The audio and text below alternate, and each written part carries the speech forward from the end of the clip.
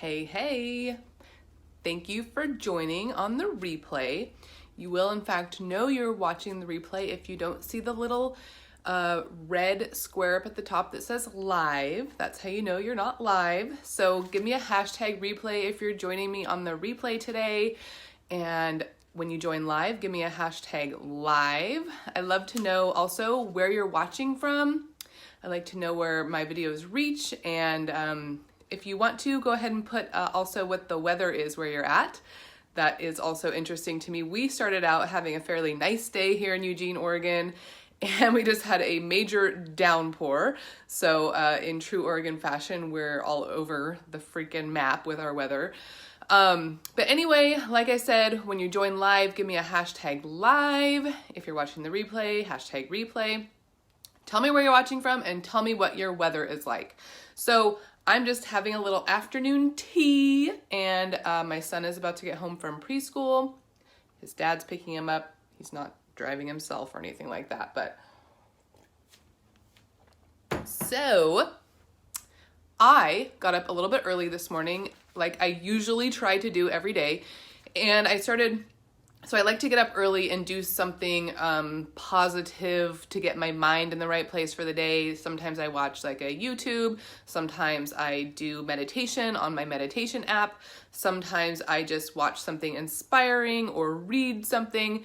And so today I was on YouTube on the TED Talks section, the TED Talks channel, and I came across, I watched a couple of things, but this one I thought was really valuable and something that I wanted to share with everybody, because I know I need these reminders. I'm not an easy person to be in a relationship with, but I feel like if both parties of a relationship practiced these on the daily, so many people would be happier.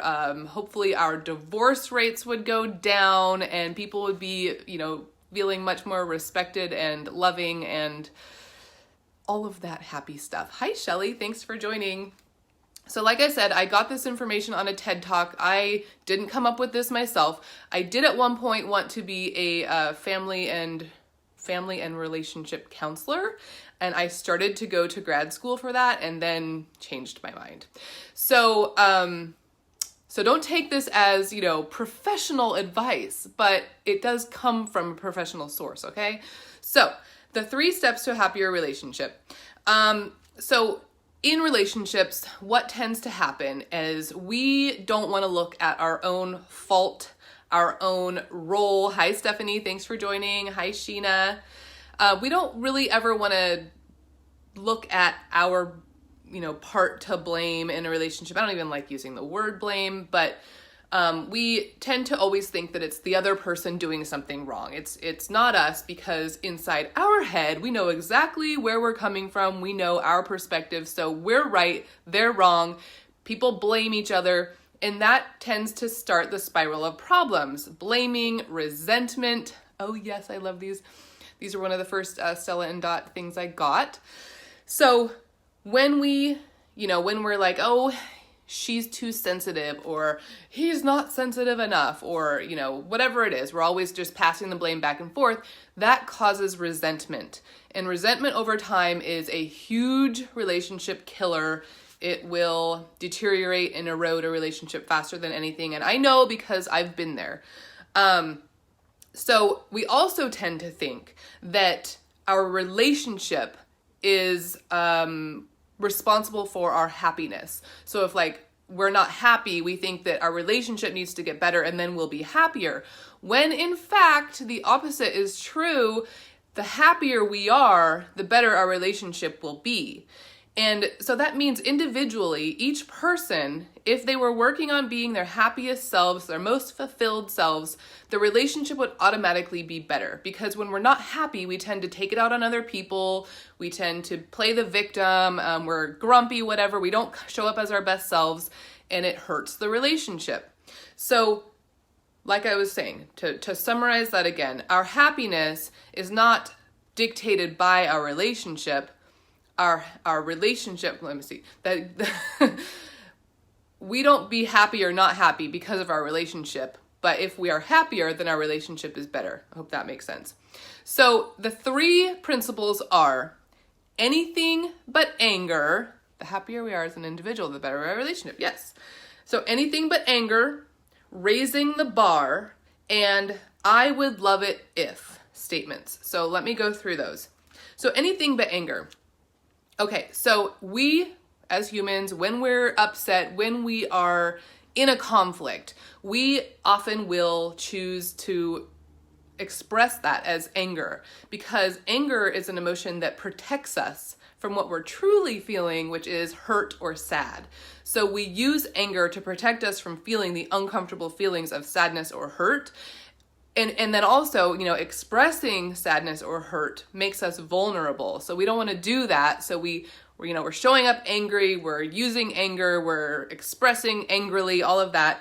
And anger just creates more anger, and it's like kerosene to the anger. So anger breeds more anger, and then, then the problem just cycles and cycles and cycles. So when you are in a conflict, if you're communicating with your loved one, your spouse, whatever, express how you feel with anything other than anger. So that forces you to talk about the true root of your feelings, like that you're hurt, that something upset you and why, as opposed to just coming forward with anger, which then causes, resentment and defensiveness, and then it just explodes into more conflict. So anything but anger means express your feelings without anger to get to the root of how each of you is actually feeling. Be vulnerable, and you're going to develop more trust that way, more intimacy, more closeness, and that is going to be beneficial. Raising the bar. So what this is referring to is not going, we tend to go below the belt also, and I feel like this topic is more geared toward romantic relationships, because that tends to be where the most conflict happens and where kind of the worst and most damaging conflicts can happen, because we're so close with that person. We see them on a daily basis. We may live with them.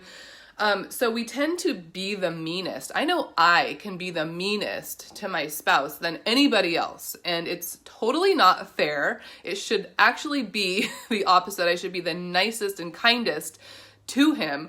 So raising the bar means taking the high road when, you're in a conflict, the other person's upset. The easiest thing to do is to just join in that destructive language, be mad, blame, whatever. So when you can take a step back, even just for a couple seconds, and instead of going in that direction, taking the high road, even if they're not taking the high road, be helpful, be kind, be understanding. Because pretty much if you do that, conflict cannot continue. You can't keep, it's not going to, that person's defenses go down when you show up as kind, loving, understanding, all of those things, instead of being like, the mean person that you tend to be usually in conflicts. Not talking about myself, but I might be. Okay. So, and then the I would love it if statement. Okay, there's a couple rules with this one. I mean, it seems pretty obvious, right? I would love it if you blank. So the rules are that has to be only positive. So that's where, little sassy pants could get a little down the wrong road with this one. Like, well, I would love it if you would just clean up after yourself. I mean, I guess that's not that negative, but I would love it if you didn't leave your mess everywhere. Okay, so that's the negative version of that. So only in the positive. I would love it if next time you did this. And you're only using a positive affirmation of what you would love it if they did. And you only are future focused. So don't talk about something that happened yesterday. Like, I would love it if yesterday you wouldn't have been such a bleep. That's not really helpful. So using it only in the future focus, like, I would love it if tomorrow you would clean the bathroom, instead of, I would have loved it if you cleaned the bathroom yesterday, like I asked you to. So I would love it if only positive and only future focused. And then the last one, which I've already done the 3, but this is just kind of in general, treat your relationship like a garden.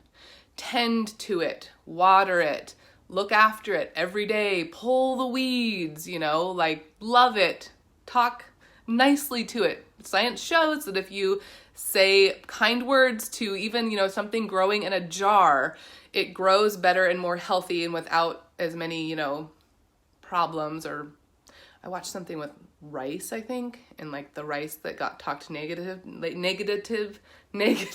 to, molded and got all gross.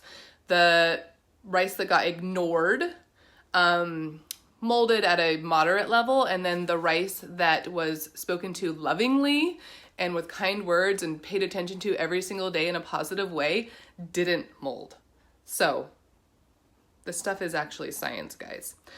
Okay, so that's it. That's the 3 principles are anything but anger, raising the bar, and I would love it if statements. It all seems so simple. The problem happens when you're in the heat of the moment and you have to remember to do these things right then and not just go back into your old patterns of being angry, being mean, being, you know, blaming and all of those other things. So I hope this was helpful to some of you. I know it was helpful to me to listen to it today. All things that I've, you know, heard in the past, but it's the matter of putting it into practice and being consistent that actually makes a big difference. So enjoy the rest of your Tuesday, everybody, and I will talk to you soon. Bye.